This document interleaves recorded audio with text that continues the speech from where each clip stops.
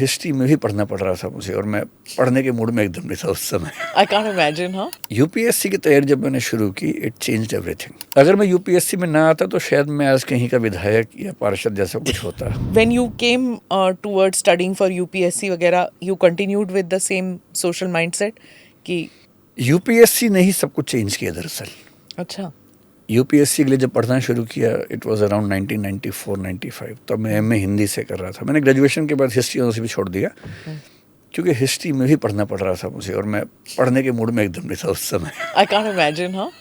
Educator उस समय हाँ, उस समय तक मुझे पढ़ने का शौक नहीं था। मैं डिबेटिंग करता था, वो स्किल्स मेरे अंदर थी। बिना ज़्यादा पढ़े डिबेट जीत लेने की स्किल मेरे अंदर थी।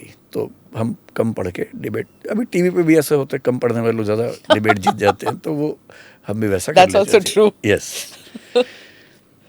अगर मैं यूपीएससी में ना आता तो शायद मैं आज कहीं का विधायक या पार्षद जैसा कुछ होता और मेरे साथ 3-4 लोग मोटे-मोटे घूम रहे वाले होते होते हैं साइड में. शायद मैं उस रास्ते पे जाता, क्योंकि तब मैं वैसा ही था, सच में वैसा था। हाँ.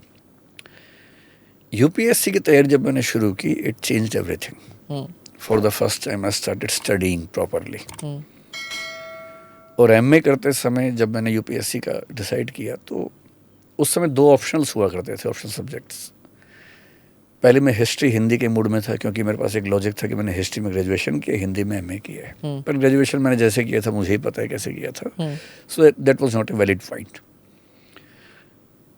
तो तभी सोशियोलॉजी की किताब मेरे हाथ में आई, मैंने उसको पढ़ा and that was a turning point. अच्छा. हालांकि उसके कुछ पहले मैंने ओशो को पढ़ना शुरू किया था, that was also a kind of turning point. Osho को पढ़ के मुझे लगा कि दिमाग में जैसे सुराख हो गया बहुत बड़ा, रोशनदान बन गए। हाँ, अब मैं ओशो से उतना इम्प्रेस्ड नहीं हूँ जितना उस समय था। अभी भी हूँ, उतना नहीं हूँ, क्योंकि सीधी सी बात है, पहली मोहब्बत पहली होती है।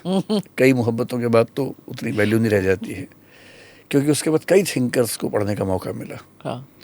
वो रोमांस ऑफ यूथ भी होता है. हाँ, तो जब मैंने सोशियोलॉजी पढ़ा तो मुझे लगा कि दुनिया तो अलग ही किस्म की है।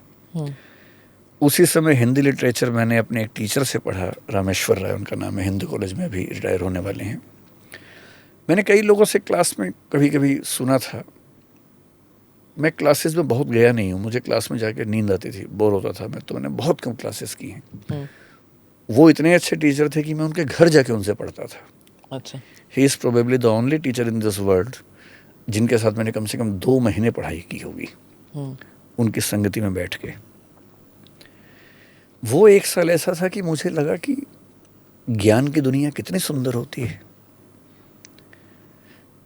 तो वो सर और सोशियोलॉजी, इन्होंने मेरी दुनिया बदली और मुझे पढ़ने का ऐसा शौक पैदा हुआ कि फिर मुझे लगता था कि 12-14 घंटे पढ़ना कोई बड़ी बात है ही नहीं। डिबेटिंग चली रही थी, अब मेरी डिबेट थोड़ी बेहतर होने लगी, आर्गूमेंट्स अच्छे होने लगे, चीखना चिल्लाना कम होने लगा। अगर आपकी बात में वजन है तो आवाज़ में वजन की ज़रूरत नहीं होती है, तो बात में वजन आने लगा। सब्सटेंस ओवर स्टाइल है ना. यस। फिर यूपीएससी में सिलेक्शन भी हुआ, यूजीसी का जेआरएफ का एग्ज़ाम पहली बार पास हुआ, वो सब कुछ हुआ। पर तब मुझे पढ़ने का शौक हो गया, जो आज तक जारी है. Click here to watch the full episode.